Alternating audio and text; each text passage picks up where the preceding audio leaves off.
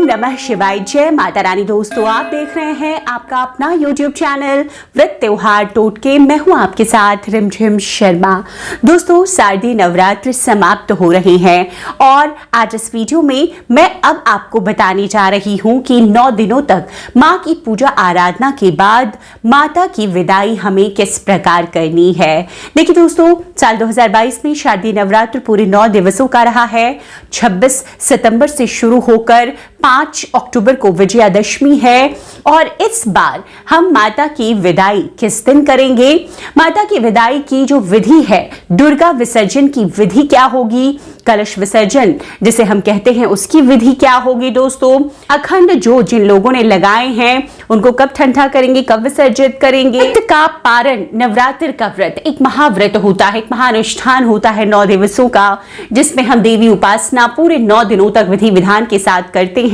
पूर्ण फलों की प्राप्ति के लिए हमें व्रत का पारण मतलब व्रत भी शुभ मुहूर्त शुभ समय में ही खोलना चाहिए। तो व्रत खोलने की विधि क्या है, पारण का समय शुभ क्या होगा, ये सभी जानकारियां इस वीडियो में मैं आपके साथ शेयर करने जा रही हूं। तो इन सभी जानकारियों के लिए संपूर्णता से वीडियो अंत तक जरूर देखें।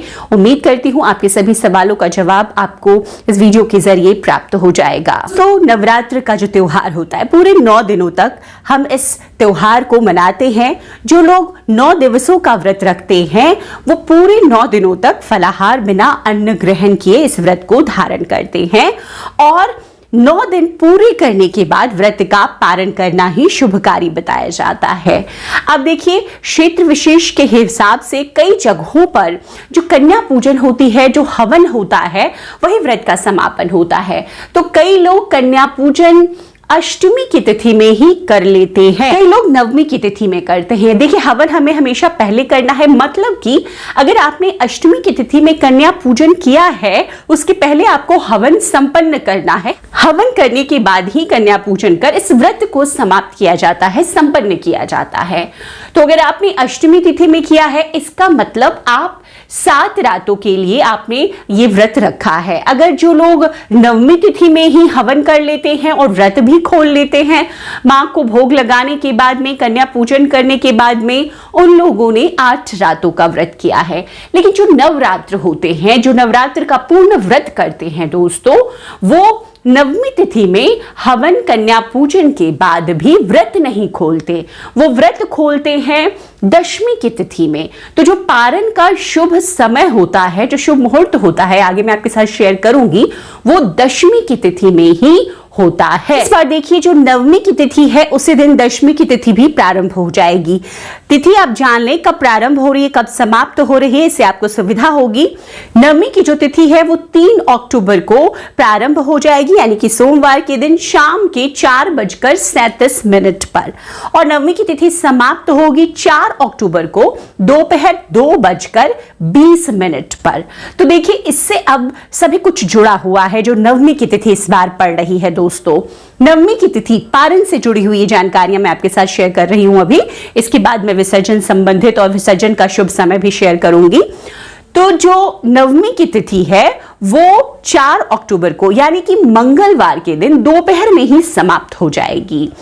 जो पारण निर्णय सिंधु के मुताबिक जो पारण का शुभ समय होता है वो नवमी तिथि के समाप्त होने के बाद के समय को ही बताया गया है। इसका मतलब ये हुआ कि इस बार नवरात्रि व्रत का पारण आप नवमी तिथि के समाप्त होने के बाद में 4 तारीख को 2:20 के बाद में कर सकते हैं। तो उसके पहले आपको व्रत का जो समापन है, हवन और कन्या पूजन, ये 4 अक्टूबर को कर लेना है। अगर आपने 3 अक्टूबर को कर लिया है तो बहुत अच्छी बात है। अगर आपने व्रत खोल लिया है 3 अक्टूबर को अष्टमी की तिथि में तो ठीक है, नहीं तो आप नवमी की तिथि में 4 अक्टूबर को दोपहर 2:20 के बाद व्रत खोल सकते हैं। यह व्रत आपका पूरे नवरात्र का व्रत माना जाता है और इसमें पूर्ण फलों की प्राप्ति होती है।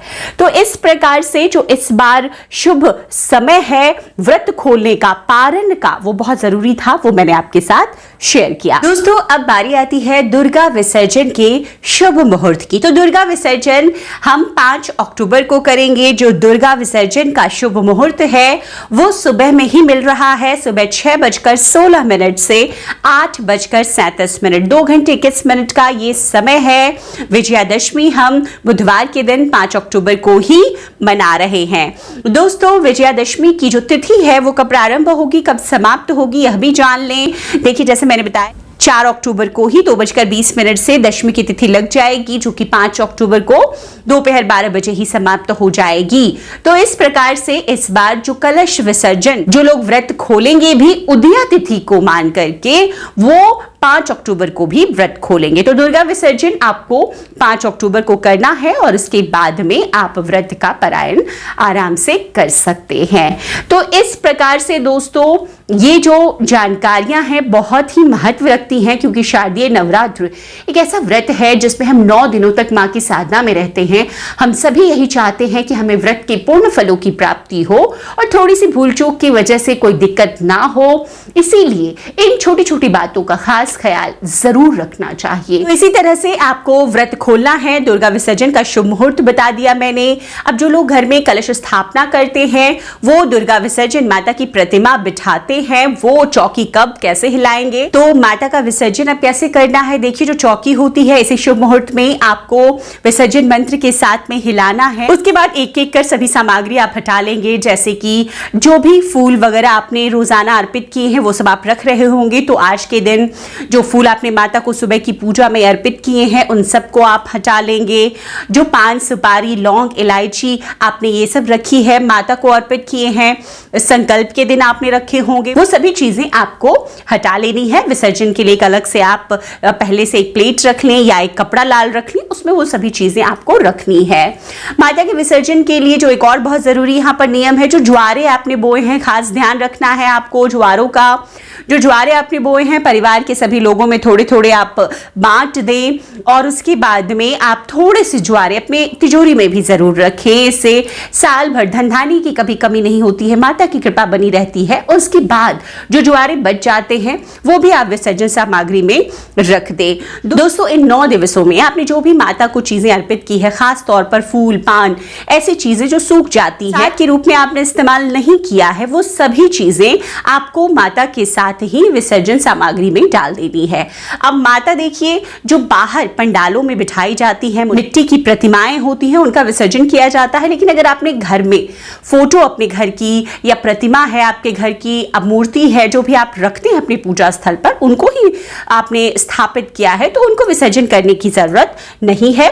वो आप वहां से उठा करके अपने मंदिर में जो उनका स्थान है मां का, उस स्थान पर फिर से उन्हें आप रख देंगे। और उसके बाद में जो लाल कपड़ा है आप उसको यूज कर सकते हैं। उस जगह को अच्छे से आपको साफ कर लेनी है। हवन की जो राख होती है, भस्म जो होता है, उसे भी आप घर के सभी लोगों को तिलक कर दें और जो राख बच जाती है उसको आप विसर्जन सामग्री में भी डाल दें। मतलब पूजा में जो भी आपने 9 दिनों तक इस्तेमाल किया है, जिन चीजों को प्रसाद के तौर पर लिया, बस वही आपने ग्रहण किया और जो भी चीजें बच गई हैं वहां पर, उन सभी को एकत्रित कर आपको विसर्जन सामग्री में डाल देनी है। जो कलश का जल होता है वो आप किसी पौधे में डाल दें। उसके अंदर की जो चीजें होती हैं, जैसे कि चावल है, हल्दी है, इन चीजों को, सुपारी है, आप चाहें तो अपनी तिजोरी में स्थापित कर सकते हैं। चावल को आप अपने भंडार में रख सकते हैं, थोड़ा सुखा दें, भंडार में रख दें।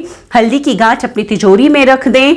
इस तरह से जो सिक्का है वो अपनी तिजोरी में रख दें। मां का प्रसाद समझकर उन चीजों को आप रख सकते हैं। लौंग, इलायची आप ग्रहण कर सकते हैं और बाकी चीजें जो भी हैं, जैसे आपने आम के पत्ते लगाए होंगे या पान के पत्ते, वो आप विसर्जन सामग्री में डाल दें। तो इस प्रकार से कलश के सामग्री का विसर्जन हो जाएगा। जो नारियल है, कलश के ऊपर जो आपने नारियल रखा है, बहुत सारे सवाल इसके आते कि उसका क्या करना है।